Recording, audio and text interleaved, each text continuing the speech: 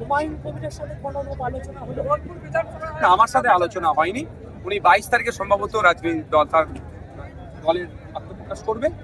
উনি আত্মপ্রকাশ করার পরে ওনার দলের এমস অবজেক্ট আমরা দেখব, উনি কি বিষয় নিয়ে কাজ করতে চাইছেন।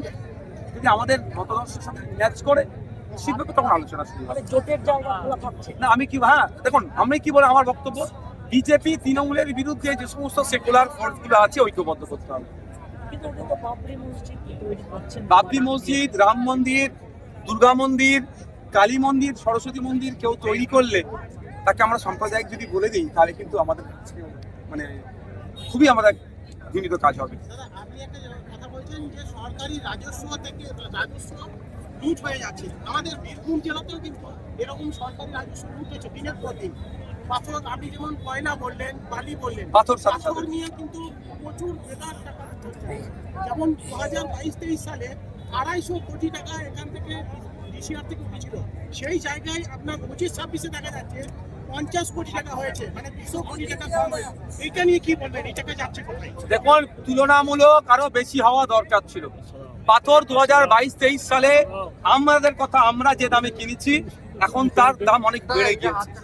স্বাভাবিকভাবে সরকারি কোষাগারে আরো বেশি জমা পড়া দরকার। মধ্যখান থেকে দালাল মিডিয়েটররা খাচ্ছে আর এঘাট ওঘাট করে কালীঘাটে যাচ্ছে। এই বন্ধ আমরা করতে চাই। আর এরপরে শুধু টাকা নাই করছে। হসপিটালগুলোতে ডক্টর নয়, স্কুলগুলোতে শিক্ষক তো নয়, এখন চক ডাস্টারও নয়। বাচ্চারা যে টয়লেটে যাবে তারও দুরবস্থা। সরকারি কর্মচারীদের ডিএটা ঠিকঠাক পাচ্ছে না, কিন্তু টাকা অন্য জায়গায় খরচ হয়ে যাচ্ছে। ডিসিআর থেকে যে টাকা যা দায়িত্ব আছে, সেই টাকা কিন্তু কলকাতায় 5 কোটি টাকা ধরা পড়েছে। বামফ্রন্টের তরফ থেকে বলা হচ্ছে যে প্রায় 35 দেখুন, আমার কাছে এক্সাক্ট ফিগার নাই যে কত টাকা ধরা পড়েছে, তবে ধরা পড়েছে এটা সত্য কথা।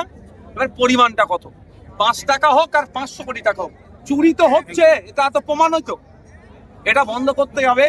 আমার রাষ্ট্রায়ত্ত সম্পত্তি, আমাদের সম্পত্তি রক্ষণাবেক্ষণের দায়িত্ব আমাদেরকে নিতে হবে।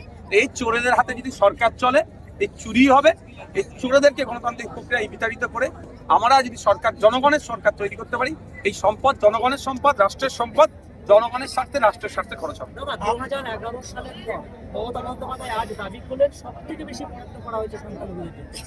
দারুণ কথা বলেছে। শুধু 2011 সালের নয়, লাস্ট আপনি যদি 4টে বছর দেখেন, প্রায় 20,000 কোটি টাকা সংখ্যালঘুদের জন্য বরাদ্দ দেখিয়েছে।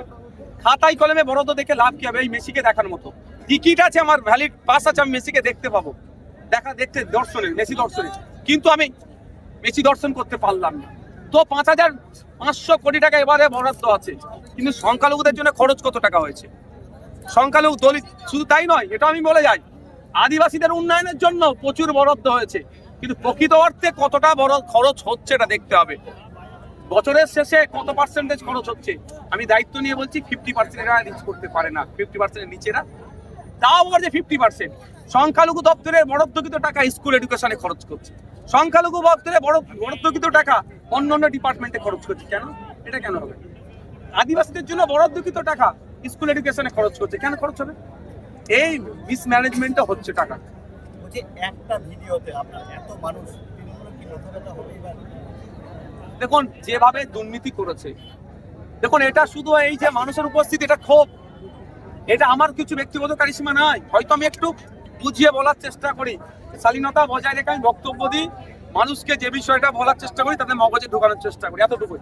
তা আমার ব্যক্তিগত কারিশমা নয়, এটা হচ্ছে শাসকের দুর্নীতি, অন্যায়, চুরির জবাব। এটা মানবেন? তাহলে শাসকের বোঝা দরকার যে আপনি 73টা প্রকল্প 76টা প্রকল্প চালানোর পরেও এখানে বিনা বিরিয়ানির প্যাকেট, বাইকের তেল দেওয়া নেই, রোজ না দিয়ে আবার এখানে আসলে হুমকি দিচ্ছে, দেখে নেব। তারপরেও মনে হয় 5-7 হাজার মানুষের উপস্থিতি, আরো আসতো, তাও আটকেছে, খবর পাচ্ছি। এত উপস্থিতিটা বোঝার দরকার যে শাসক আজকে কোন জায়গায় পৌঁছেছে, তার জনসমর্থন এসেছে। আমরা 2026 নির্বাচনে শুধু আপনার কংগ্রেস আইএসএফ নয় বা লেফট ফ্রন্ট নয়, আমরা চাইছি বিজেপি ও তৃণমূল যত শক্তি আছে ঐক্যবদ্ধ করে বিজেপি এবং তৃণমূলের বিরুদ্ধে লড়াই। বীরভূম জেলার ক্ষেত্রে কত প্রার্থী দেবেন? বীরভূম জেলার ক্ষেত্রে এখন কত দেবে এখনো আমাদের স্টেজে আছে, আমরা আলোচনার জায়গায় রেখেছি, ওটা আমরা এখনই ডিসক্লোজ করব না। তবে আমরা সিপিএম বামেদের সাথে একটা আলোচনায় পৌঁছেছি, আমরা সেখানে তাদেরকে জানিয়েছি আমাদের কোথায় কোথায় টার্গেট আছে বীরভূম জেলায়। তবে আমরা প্রার্থী দিচ্ছি, জোট হলে সংখ্যা আমরা কমবে প্রার্থী, যদি একাই বাই চান্স লড়াই করতে হয় তাহলে বাড়বে। তবে আমি আশা করবো যে আমাদের জোটে লড়াই করবো। হুমায়ুন কবিরের